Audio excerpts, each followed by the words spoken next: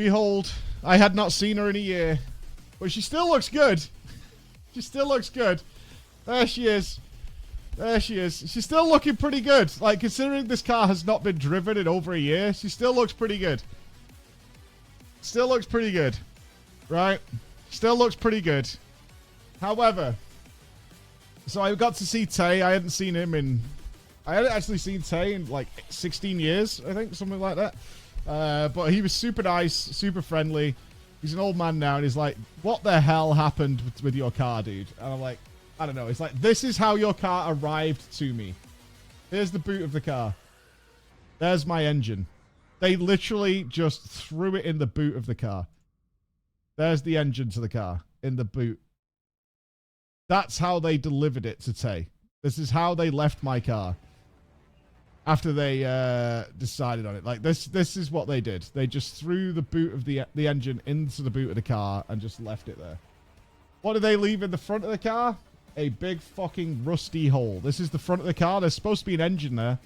And as you can see, they've just left it. They took the... from what Tay could tell, they took the engine out. Couldn't be bothered to put it back, so they put it in the boot and then left the car out in the rain. And so... this is what's happened inside of it. It's not good. No, it's not good at all. It's not good. This is what they did to my car. This is how they left it. Just frankly unfucking believable. Frankly, just unbelievable. But why? In this, they were saying, look, the engine's dead. We're not going to... it's not under warranty, which is just fucking bizarre. Like, I was explaining to Tay that I have never been as fucked. I've had some terrible, terrible deals come across my desk, especially in this business. Some awful, awful deals come across my desk. Never have I been screwed over as I have been with this car. Never. So, as Tay explained it to me, he's like, we can buy an engine, which would be about £7,000, even with him sourcing them cheap, because there's just none available. So, it'd be about £7,000. But, even if we did that, with the damage they've done internally by, like, leaving it out, because they actively... I haven't got a picture of it, but, like, the seal here to sort the water out, they'd removed that. So he said with the damage that's been done internally, with them leaving it out in the rain and taking all the seals off, because that's what they did. They took all the seals off, and it's what's caused all, like, the rust inside. He said even if we got a new engine, it's going to be another, like, $5,000 to sort out the rest of the car. It is now officially more expensive than the car to even repair the car. It's like, and it'll never be right. It's like, I'm telling you now, Mike, I could work on this thing for 5 months with all the parts, and it would still not be right. It'll be fucked at some point. It'll be absolutely fucked at some point. So, he said, the only thing we could do is scrap it, mate. It's like, there's nothing else. Like, there's absolutely not worth it. And for scrap, he says, I guess, realistically, you're going to get about £400 at best for scrapping it, which is less than the monthly payments that I still have to make on this car for the next year and a half. This is the reality I am in right now. So this car has cost me £12,000, and I have driven it for less than 1,000 miles in its entire lifetime. And what's going to happen to me now is that I am going to have to turn this into a cube and throw it away and continue to pay for it for another year and a half. That's what I've been left with. And I thought it was like, I can't even explain to you. We've been to legal avenues. We have been to the ombudsman. We have spoke to solicitors, and they are perfectly within their rights to leave me within this situation. And they said, yeah, it's unbelievable, but it is what it is. There's nothing you can do about it. And I'll point out, on this car, when I got it, I took out the gap insurance, which means that if anything causes the car to be written off in the first year, you get all your finance refunded and you get sorted. Doesn't count if it's what they consider wear and tear. That's if it gets crashed into or something like that. And they're claiming this is wear and tear. And that's the legal ombudsman for the car industry. They're like, yeah, sorry. Nothing we can do about it. My insurance doesn't cover it, because it's wear and tear as far as they're concerned.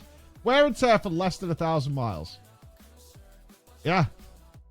Oh, it's the worst situation I've ever been in dealing with people, because I've dealt with the insurance company, I've dealt with the legal authority in the UK, I've dealt with multiple garages, I've dealt with the finance company. Absolutely none of them give a flying fuck whatsoever. And as Tay explained it to me, he says, you're not the only one. He said there's 2 cars out there that are in a similar situation. So another, he's got a car in there that a guy bought for $9,000. And it's dead already. He's barely used it, and it's got to be scrapped. And he bought it outright, so he's just bought $9,000. He said he got 600 quid for scrapping it. 200 went to Tay for tearing the car apart. The guy got £400 back. He spent $9,000. He got 400 quid and no car. That was it. And this is legal. This is legal, dude. This situation is fucking legal. Am I gonna keep the cube? No. No, I'm not. Oh, yeah, the place I bought it from is absolutely still in business. Yeah. They're called the Car People. What it makes it even sorer is that I paid extra money to never have issues. Because I used to be in the car business, right? Some of you know that. My previous job, like before I started content creation stuff, was in vehicles. So I knew that it made sense to get like the free servicing. This is where I got it from, the car shop. To get the free servicing, the extended warranty, all that kind of stuff was absolutely worthwhile considering the nightmares I'd had with those vehicles. But this gets through the fucking loop. These people were terrible. They were perfectly fine when we were getting everything, but when it came to the problems, these are the people that called Emma a liar. They said there is no frigging way you drove this car to us. Because their service parts are on the side. It's like, you could literally check the CCTV. I drove the car in. It was like, no, you didn't. They called Emma a liar. And then they wouldn't give me a replacement car while it was in for... How long we were repairing it for? It was when we were in the office. It was like 6 months that they were constantly having the car in for repair before they decided it was dead. They wouldn't give me a replacement car. It was utterly... I'm gobsmacked that this is happening. I'm trying to push it out of my brain as to how frustrated and angry I've been with these people. But here it is. Here it is. I don't know. Like, I kind of want to go a bit scorched earth about it. But at the same time, it makes me so fucking sad talking about this fucking situation. Because I can't believe this can happen to anybody. But I suppose I should say something about it. We do have an audience, so we probably should do something. So I'll probably do I probably should do a video or something on it just to make people aware, because... Thank you, Gal. Thanks, Gal. So local newspapers and stations. Yeah. Why is it not covered under warranty?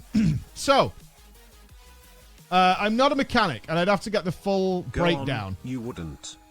But the situation that happened with the car is the cooling line apparently had a puncture in it somewhere. But this is what's caused the problem. Because I didn't need to use the car for anything extensive, like it was to go to the studio. That's why we bought the car, because it was going to be winter. I obviously have to move a lot of equipment around and things like that. So it made sense to pick up a car. So we got the car, but the journey is about 2 miles. It's not a lot, like to the studio and back. It's like 2 miles.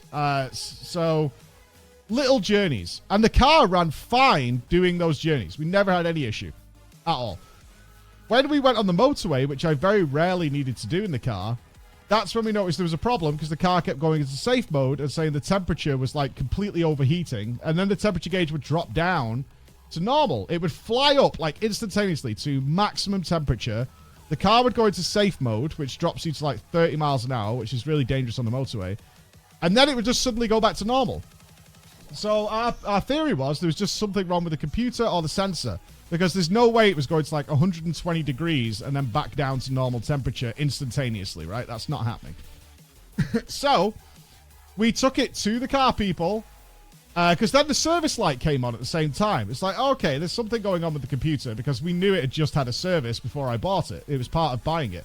So we took it to the car people where they went out to the car and said, oh yeah, we know what, this is probably just a computer reset. They plugged the thing into it and reset the computer and gave the car back. They did it in about 2 minutes. Emma actually waited with the car while they did it. And we got the car back. Then, for about 6 weeks, we never had to go on the motorway. So the car was running fine. It was running totally fine because we were just doing the little journeys, going to the supermarket, dropping the kids off at school, whatever. Nothing mega was happening in the car. Until I then needed to go on the motorway again about 6 weeks later, and it did it again. I was like, oh, God, the issue's still here, blah, blah, blah, usual shit. I was going to my brother's, actually, and we checked it. Water was fine. He said it's probably a computer thing. These things are really temperamental. It's whatever. Runs on Windows Vista. So I took it back to the car people, who then said, oh, this is when they said you never drove this car in. This car has got massive cooling system problems. We were like, we did drive it in, blah, blah, blah. I'm like, no, you didn't. There's no way this car would possibly work, etc., etc. That's when they called Emma a liar. And then the manager had to call and was like, we didn't call you a liar. He said, yes, you did. Blah, blah, blah. And they said, I'm not dealing with them again. And it never fell to me. Usually I have Emma deal with this stuff because I'm streaming or whatever and I can't sit on the phone during the day. So then they said, look, your cooling line is punctured. So we're like, okay, it's going to take about a week, 10 days to fix because it's under warranty. We have to check what's going on. Okay. They then fixed that. Then they called to say, hey, we fixed the cooling line, but the coolant tank has a problem in it now. And I was like, right. How long is that going to take to fix? Couple of weeks. All right. Which then turned into like 3 weeks because Ford couldn't provide the part or whatever. And so I was like, okay. So we kept calling. You remember we were doing it on stream. It was like, we'll call and do an update and see where the car is because it was getting silly, right? Because they'd had the car at that point for going on 2 months. We then got a call to say, okay, we fixed that part, but now the timing belt is broken.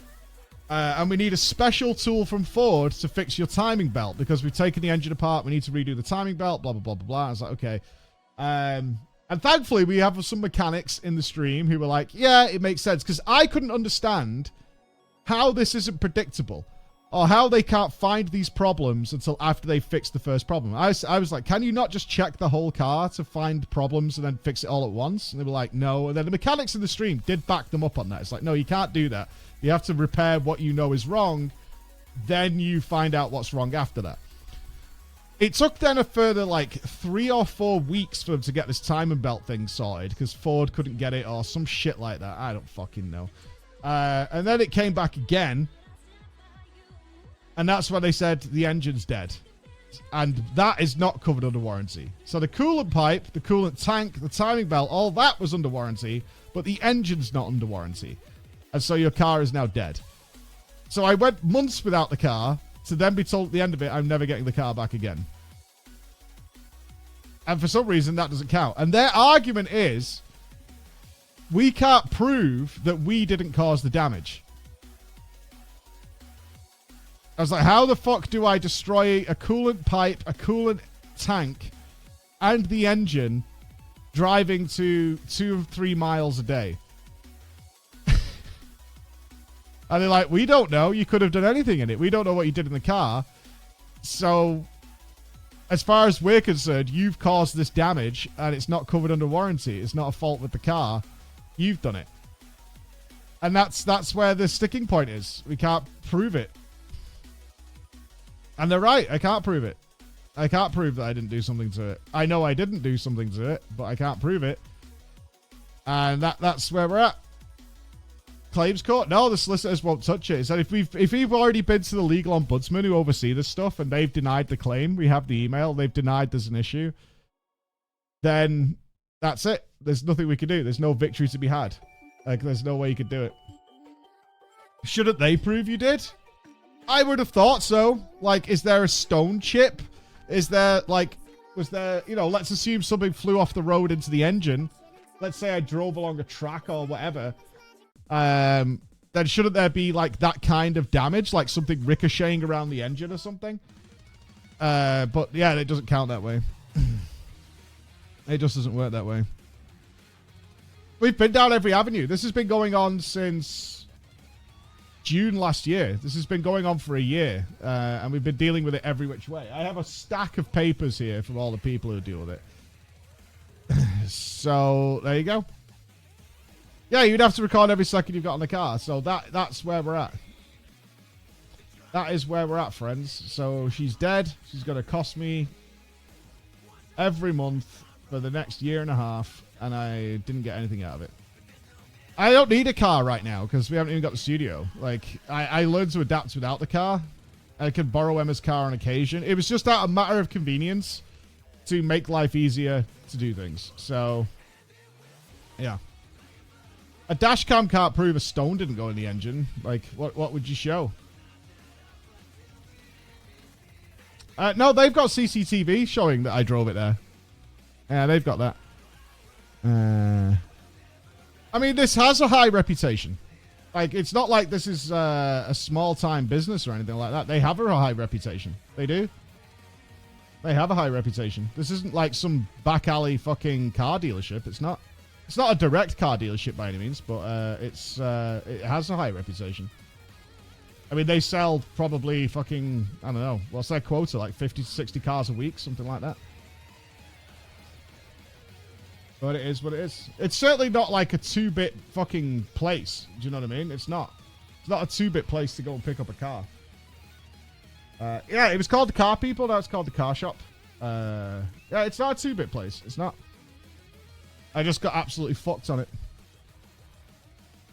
It really sucks. Yeah, it really sucks. It super sucks. Because I like the style of it. I like this car a lot. It was nice. It was comfy. It was the titanium spec. It had a lot of little creature comforts in it for its price. I mean, it was old. It was not super old. It's like a 66 plate. It was super comfy.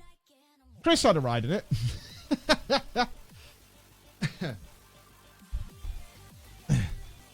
Yeah. Full focus. She's got to be a coupe. She's going to be a coupe. But either way, I will be not getting another car. That's for sure. I'm certainly not paying for 2 fucking cars. That's not